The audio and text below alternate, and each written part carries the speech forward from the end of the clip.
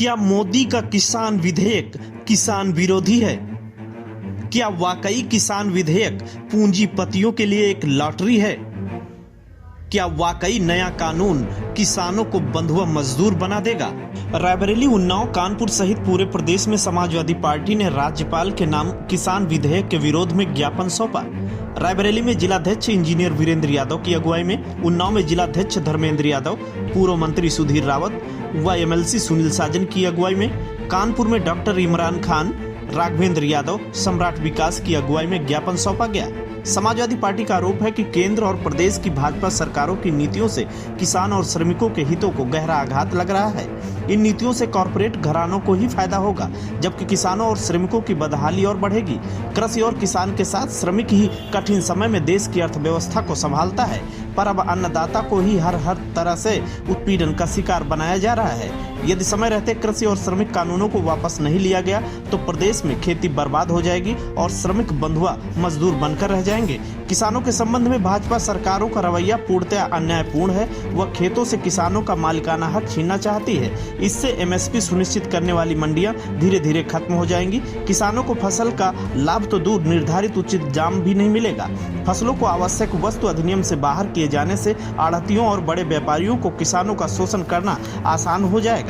Samajwadi party का आरोप है कि भाजपा सरकार की नीति देश की संपदा को निजी क्षेत्रों में सौंप देने की है। उनकी निजीकरण के प्रति दुराग्रह के चलते रोजगार की संभावनाएं धूमिल हो चली हैं। कोरोना संकट के दौर में लाखों श्रमिकों का पलायन हुआ। लॉकडाउन ने उनकी नौकरियां छीन ली। संयुक्त राष्ट्र संघ के अंतर्राष्ट्रीय श्रम संगठन की रिपोर्ट में संकेत है कि कोरोना काल में 40 करोड़ रोजगार खत्म हो सकते हैं। श्रम मंत्रालय का अनुमान है कि प्रदेश में लगभग 14.5 लाख की संख्या नौकरी मांगने वालों की है।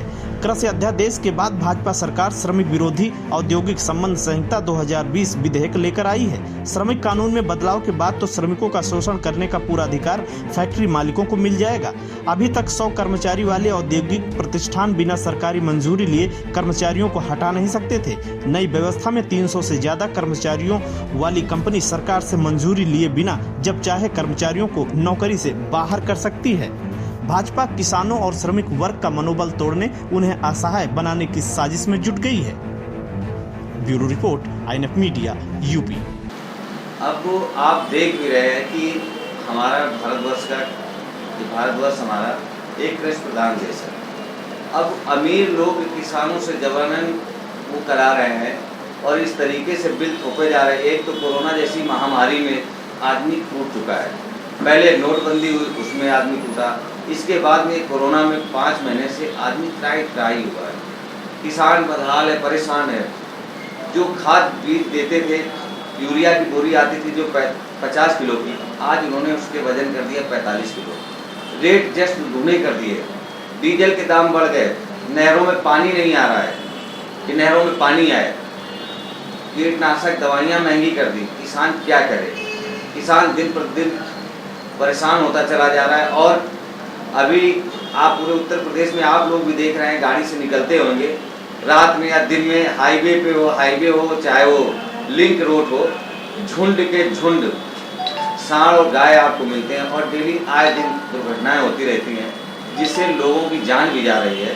तो ये किसानों की फसल चौपट कर रहे हैं इनके अन्ना मवेशी जानवर। तो किसान पे चारों तरफ से मार पड़ रही है, श्रमिक चारों तरफ से परेशान है। पूरे देश में किसान आंदोलित है और ये बीजेपी सरकार जो किसान विरोधी सरकार है, इसने 3 विधेयक ऐसे लाए हैं जो कि इस देश का किसान, जो इस देश की तरक्की की रीढ़ माना जाता है, कृषि प्रधान देश, उसी देश में किसानों को उन्हीं की जमीन में, उन्हीं की खेती में मजदूर बनाने की जो प्रयास भारतीय जनता पार्टी कर रही है, तो मुझे लगता है कि आज वैसे ही हालात हो गए जैसे 1947 से पहले इस देश में थे। लोग अपनी भारत माता को आजादी दिलाने के लिए, अपनी माँ को आजादी दिलाने के लिए, जन्मभूमि को आजादी दिलाने के लिए लड़ाई लड़ रहे थे। वैसे ही आज किसान अपनी जो जमीन, किसान की माँ कौन है? उनकी खेती ही है। अपनी खेती को आजादी दिलाने के लिए लड़ रहे हैं और उस लड़ाई में समाजवादी पार्टी देश के किसानों के साथ खड़ी है। आज माननीय राष्ट्रीय अध्यक्ष जी के निर्देश पर हम सभी पार्टी के जिला के नेताओं ने मिलकर के डीएम के माध्यम से महामहिम को ज्ञापन दिया है। जो ये काला कानून पास हुआ है लोकसभा से और फिर राज्यसभा में, जब बहुमत नहीं है भारतीय जनता पार्टी का, पूरा विपक्ष विरोध कर रहा था, आपने ध्वनिमति से पास करा लिया, जबरन तानाशाही तरीके से। तो मोदी सरकार इन काले कानून पर एक बार पुनः विचार करे। अगर मोदी सरकार पुनः विचार नहीं करती है तो ये एक नई आजादी की लड़ाई होगी और भारतीय जनता पार्टी अंग्रेजों की भूमिका में होगी और किसान क्रांतिकारियों की भूमिका में होगा।